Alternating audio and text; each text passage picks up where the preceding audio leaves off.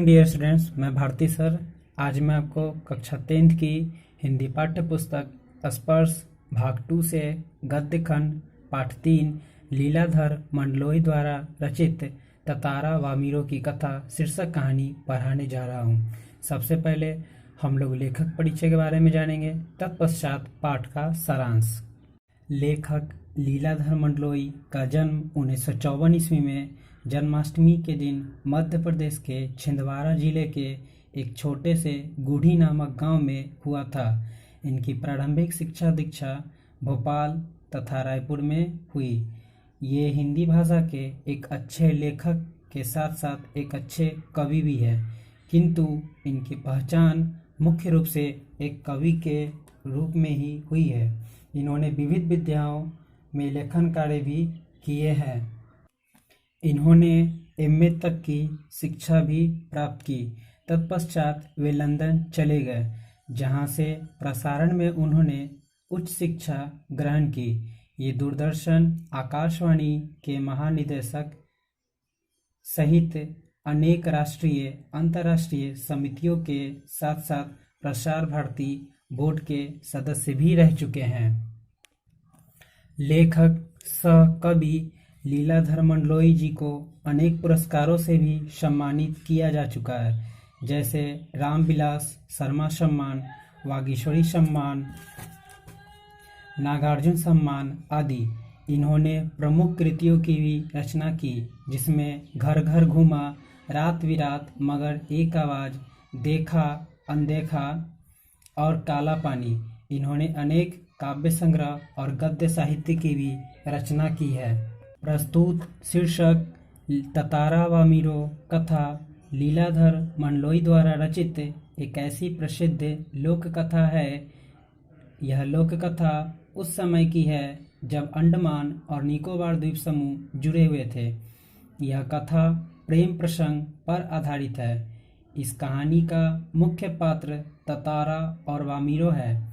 एक दिन की बात है कि जब ततारा दिन भर की कठिन परिश्रम के बाद समुद्र किनारे टहलने गया था।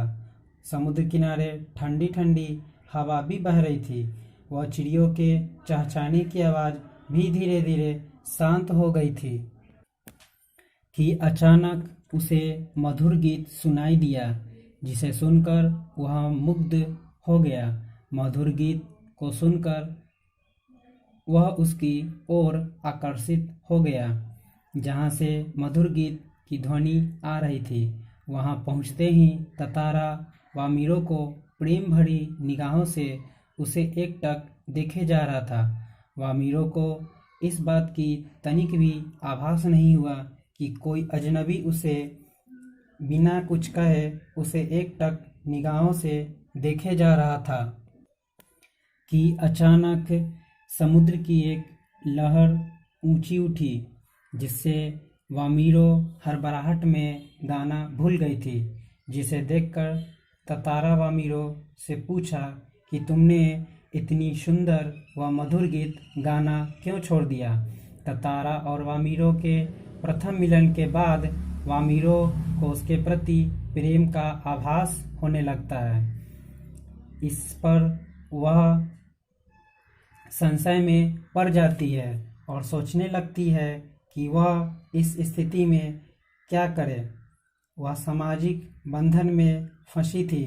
प्रेम की प्यास ने उसे भाव विभोर कर दिया। लेखक कहते हैं कि एक दिन ततारा वामीरो की प्रतीक्षा कर रहा था और प्रतीक्षा करते करते वह इस कदर खो गया कि उसे कुछ भी ध्यान नहीं था कि उसने वामीरो को मिलने के लिए समुद्र किनारे बुलाया था, तथा उसके मन में तरह तरह के सवाल भी उठ रहे थे। एक तरफ प्रेम की प्यास तो दूसरी तरफ सामाजिक बंधन। इस बात को लेकर वे बहुत चिंतित रहते थे, जिस कारण वे सिर्फ एक दूसरे को देखते ही रहते। एक समय की बात है कि उनके गांव पासा में पशु पर्व का आयोजन हुआ। यह पशु पर्व वर्ष में एक बार होती थी, जिसमें गांव के लगभग सभी जन अपनी अपनी भूमिका निभाते थे। जहां नृत्य, संगीत, तथा भोजन का भी व्यवस्था रहता। इस कार्यक्रम में ततारा का तनिक भी मन नहीं लगा। उसकी व्याकुल आंखें वामिरों को देखने के लिए तरस रही थी।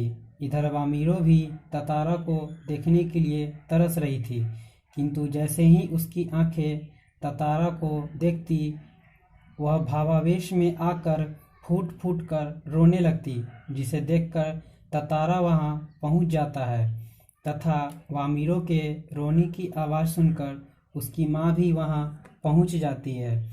अब ततारा और वामिरों को देखकर उसकी माँ क्रोध में आ जाती है, क्योंकि सारे गांव वालों के सामने उसे यह दृश्य अपमानजनक लगा। उसने ततारा को तरह तरह से अपमानित कर उसकी उपेक्षा भी की, जो उसके लिए असहनीय था, और क्रोध में उसका हाथ तलवार की ओर बढ़ा। उसने अपने तलवार से धरती पर एक लकीर खींच दी, जिससे वहां की धरती दो भागों में फट गई, जो कि अत्यंत ही भयावह स्थिति थी। उधर वामिरों फटती हुई धरती के किनारे चीखती हुई दौड़ रही थी। वह बार बार ततारा का नाम पुकार रही थी और उसकी चीख उसकी गड़गड़ाहट में डूब गई। द्वीप के दूसरी ओर ततारा भी वामिरों का नाम पुकार रहा था और पुकारते हुए समुद्र की सतह पर लगातार फिसल रहा था। परिणामतः ततारा लहूलुहान हो गया था। वह अचेत भी हो गया था तथा द्वीप के अंतिम भूखंड पर पड़ा हुआ था, तथा बाद में ततारा कहाँ गया यह खबर किसी को भी आज तक नहीं पता चला। प्रेम में पागल वामिरों हर रोज उसकी तलाश करती और घंटों भर उसका इंतजार भी। बाद में वामिरों ने भी खाना छोड़ दिया और परिवार से विलग हो गई। सभी लोगों ने उसे बहुत खोजा, किंतु वामिरों का कहीं भी पता नहीं चला। ऐसी मान्यता है कि प्रेम सबको जोड़ती है तथा घृणा सबको दूर करती है। आज उस द्वीप पर न तो ततारा है और न ही वामिरों, किंतु उसकी प्रेम कथा आज भी जीवित है। आज भी उस द्वीप के लोग उन दोनों युगल प्रेमियों को गर्व और श्रद्धा के साथ याद करते हैं। Thank you. Have a nice day.